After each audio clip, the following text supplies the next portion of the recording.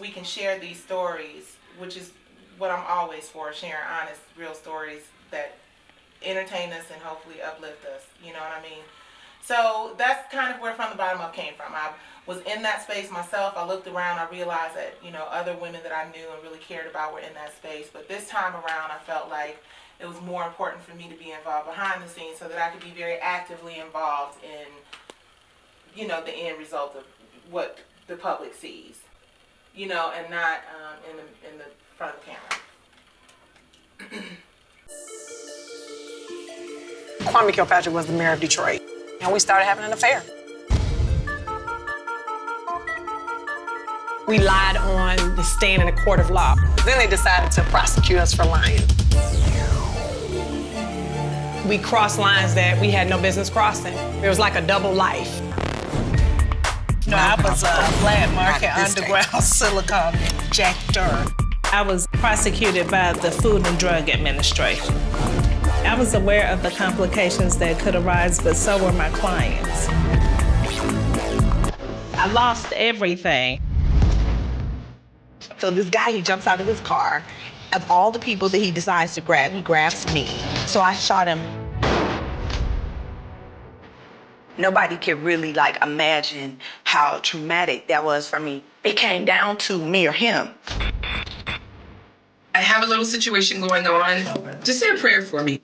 I became a top fundraiser in the city of Atlanta. I was pulled over. He arrested me for DUI. Are you talking about guilty of one charge or guilty of all 7? I'm in Atlanta. And in Atlanta, I can't get a job. Honestly, I be wanting to know what people's perception of me is. All this domestic violence that keeps happening and us freaking beating each other up. It's time to let go. Me and Dad are toxic. Would you want your daughters with somebody, Tony? Hell no. If anybody was to touch Gabby or Eva, I'm whooping that ass and you gonna see me on Snap. We've all been through some things, and I always felt that we should all connect. Being there for each other is something that all women need.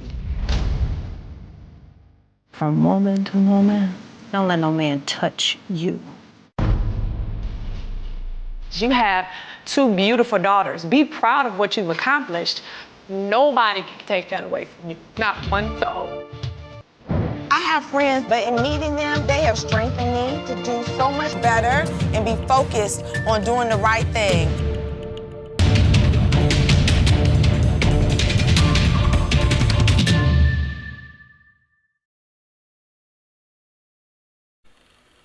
I don't think that it will be that. Okay, let me make sure I say this right because I know people take bits and pieces.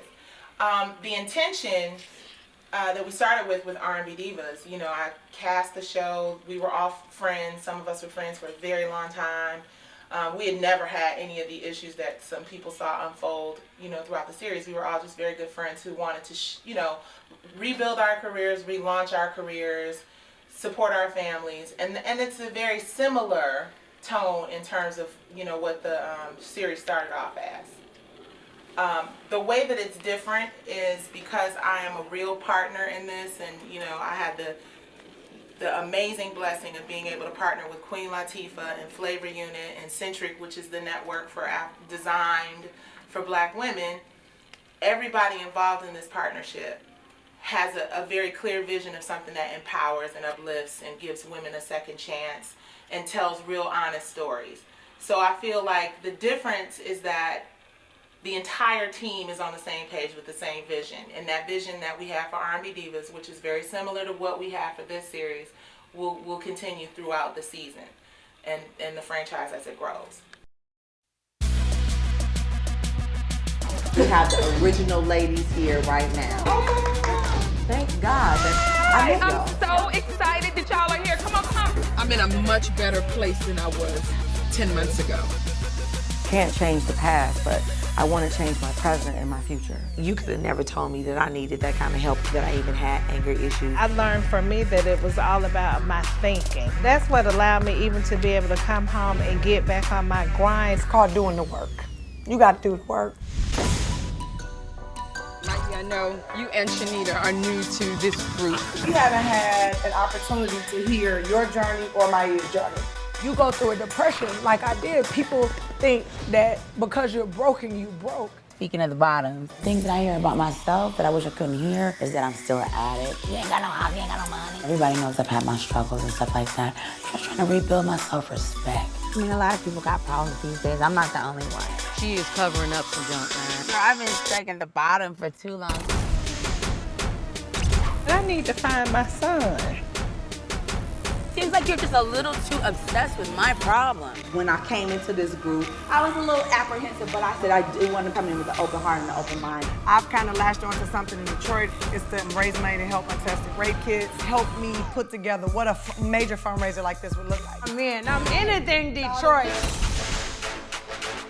I'm not about to be on TV embarrassed about no damn charity. This is my real life. Look around you and see who really needs your mother help. Last time you saw me, you told me to get the out of your face and don't say exactly, so why the would I sit at the table with you? I'm in the South, where you women throw shade 24 hours a day. We don't do shade, we do facts. Now what you need me to do? So excited to have you out here with me in the Bahamas. We're going to have so much fun. And let's turn up. For the 9,999th time, I was not drunk. Lies you tell. I drink to that. Every time I see you, girl, you got a drink in your hand. That's to have some wine. No. Christine's name is on the line. I'm from Detroit, man. Detroit versus everybody. Where are you from? Detroit. Detroit. Oh, okay. There's beauty in the struggle and there's pain in the success. We need some therapy. Clap one more time. I think that'd be real cool. Okay. Oh my God. Marguerite! Come on, Chris. We on from the bottom up now. No, I was just gonna say, and I want to be clear, you know, for everyone, the R&B Divas franchise was, and I think still has the potential to be, a really amazing franchise. And there were so many great, you know, women associated with that show who were either introduced or reintroduced or whatever. I don't regret any part of what it was for me. I don't think anybody would regret any part of what it was for them, because it did bring, you know, some really talented women back into the public eye. You know, I hope that should the opportunity come to revive the franchise or do it again, I hope that we just consider what we started in season 1 of ATL and get back to that. And I think that it could be great all over again. But I wanted to be clear, I hold no grudge against those women, not one of them, or the series itself at all. Oh Lord, that was God. Just, you know, relationships, I pride myself in being, you know, I don't do everything right at all. I learned a lot of hard lessons. I was a hard head and a big mouth, you know, for a lot of my career. But I listened. I mean, that's how we break through, right? You know, your way is the right way. But I was lucky enough to be one of those people who had connections with people who kind of knew who I really was at the core, you know, and it was about picking up the phone and saying, hey, you know, things have been a certain way. I learned some valuable lessons. I want to put those into, you know, great content.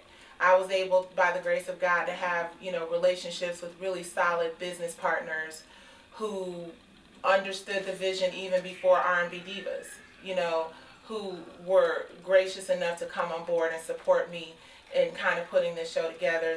The uniqueness of this situation is that we own the series, Flavor Unit and I, and license the series to this amazing network that's about empowering women. This season on an all-new From the Bottom Up. I got charged with defrauding the government, conspiracy. It cost me to lose it all. I came home to nothing. What you expect to come home to? But you left. Technically, I put him out at gunpoint. No, what? It be the people that's the closest to you. It be the ones that turn their back on you. They know how to be real with themselves. They don't know why they here, what's going on. You know what I'm saying? The struggle is real. Can these women turn their trials into their triumphs for the sake of their families? For me to say, y'all got to go and separate y'all, I'm thinking that it was a good decision, but it was the worst decision I ever made in my life. I lost hope in you. It's a lot. I just lost a lot of hope and I didn't feel like I was ever gonna come back. I really apologize that y'all even got to experience this. There's nothing I can do about it now. Decision made, and I have to get it over with so we can get back to being the family we were. I think that he's probably fought really hard to get people to accept him for who he is. Do you identify as gay? Yes. I felt so bad because I felt like I was the reason why Daddy went to jail. I just want to be away from everything. I don't know why God is making me go through it. You never know how strong you are until being strong is the only choice you have. It's been a long time coming. Like, I feel like I'm back from where I was at from depression. And, you know, it's the little show that will hopefully prove that we can have great content that doesn't, you know, set us back 50 years or 100 years, I'm sorry. You know what I'm saying? And it truly entertains and empowers people. So I think that was a long answer to a short question. Sorry.